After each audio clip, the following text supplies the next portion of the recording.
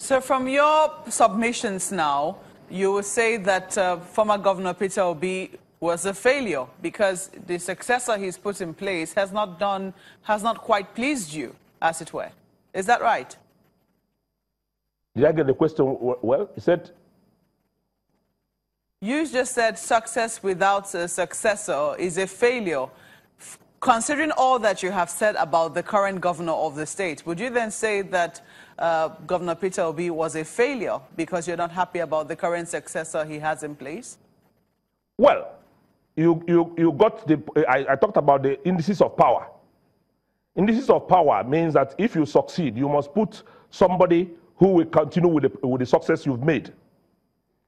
Now, Anambra is in a downdrawn. We are going down. And all the indices are there.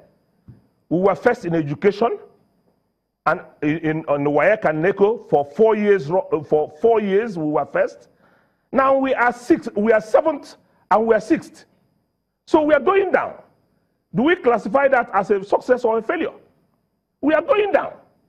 All the roads that are kept there, they are down. No new one is coming up. No flyovers. There is what you call is best handled by the Ngige, who named it whatever he named it. No rice production farms. There is no single one that has come up under this administration. No security. The security in the state was done by us. Was done by you. Let me ask you. You said to me about ShopRite. How much did the last government put into ShopRite? The ShopRite in Onitsha, okay, how much? Is completely owned 100% by individual investors. What we contributed to ShopRite was merely the land. That was the land where ABS was situated. ABS Onitsha, Anambra State Broadcasting Service. I was commissioner. I thought the news out there is about $3 billion. I said we did not put one kobo. Quote me anywhere. Any person tells you otherwise, he's a liar. I am the commissioner for information from the commencement to the finishing. Anambra State's contribution to ShopRite Onitsha is merely the ABS land, which I moved to Awada and built an ultramodern place for them. So our own equity in that project is the land. We did not put one faden, and government has never put in one faden to date.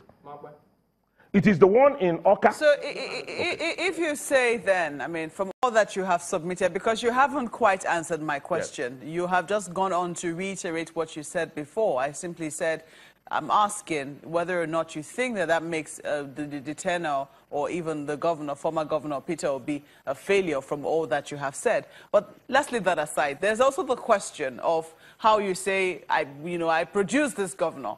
I put him in place. I did not see tomorrow. If I could see tomorrow, I wouldn't have marketed him to the people of Anambra State. Now, they will also ask you, can you see tomorrow now? How do you know that the current candidate you're marketing is not going to just do what you say that this current governor is doing? I will only see today and predicate my analogy on the past, because I have worked with him. I was commissioner, he was SSG. I was special advisor to Obiano, and he was SSG too. And knowing his pedigree, this one I know his pedigree, and that's why we brought him. He was part of the success story in Anambra State. We prepared him. We had even a vote within the State Executive Council and the people of Anambra, and they took him as a choice to replace Governor Peter Obi, only for them to go, and the chairman of the party refused and disqualified him, just to make sure he doesn't run, just like Charles Soludo was disqualified, and a lot of others, for flimsy reasons. So if a party is supposed to submit a name and they disqualify him, we kept quiet because we wanted to hand over. Okay? That's how that propelled the emergence of Governor Obiano, which, when you were talking, I'll take you back to the ShopRite thing. Yes. You talked about the one in Oka. So how much did the government? I said the one in Oka is completely owned by government. No, you said the one in Onitsha. No. You said the one in Onitsha is completely owned by individuals. The yes. one in Oka is owned by government. But beautiful. How much did your government put into it? We've put in more than $1 billion there. More than $1 billion? Yes. And the money for the project was set aside in an account, an exclusive account for that project. So when the audit was done and it was discovered that it was much, much less than $500 million, that audit was wrong? Which audit? Was there an audit done on what was left behind? Audit of what? Of that ShopRite? No. Who did the audit? There was no audit. No audit. Let people publish the audit. The things are not lying. Okay, so Anambra Rice. Yes. You said it was the concept of the previous administration. You see, what you call the Anambra rice is a rice milling mill situated at Amici. In Amici, no single rice is grown there. Anambra North doesn't grow rice. No.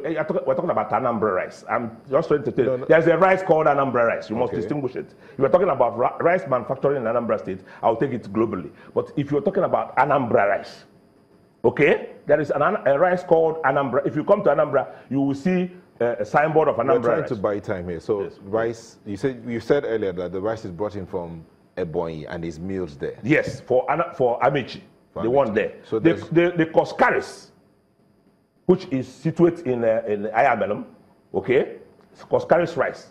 It is Governor Pt.3 that invited Cos Maduka to come and establish it. So it wasn't this administration? It wasn't this administration. Cos Maduka is alive. You bring him to your channel. He lives in Lagos here. It's Coscaris Motors. Cos Maduka was invited by us, and Governor Pt.3 issued him a certificate of occupancy and then gave him the land. It's not done by this government. Let them tell you that they did it. We come next program, we pay for it, we come and show you the certificate of occupancy. Okay, sorry. Let me just read this out to you. Yes. This is a viewer who's watching. He said, this man came on air on Odenibo FM and demanded that Obiano repay Obi 7 billion used for his campaign. I've never done that. The man is short of words. I've always made it clear. I've shouted, you can call for Odenibo and let them give you a tape. It's there. If I said it, Odenibo wouldn't have, they would have been playing it on tape, knowing the way they operate. So don't worry about what they write you. So if the PDP loses this election, is that going to be interpreted as though it's a very bad blow for your candidate and for Pt.3? We're not talking about, Pt.3 has nothing to lose. Pt.3 has started going on. No, he's being celebrated. No, he's the one who said that this current government has not done anything. Who said? At that Nnewi PDP campaign forum. It's quoted everywhere. Don't worry about what people quote in your lesson, but the realities are there. Is that not true? You see, didn't say that. I wasn't there. Okay. But I can tell you that wherever you go and you say the governor has not done anything, if he has done anything, the people will react. All right. Joe Martin Uzodike is the Director General of Azay Campaign Organization of the PDP. Thank you for coming on this morning.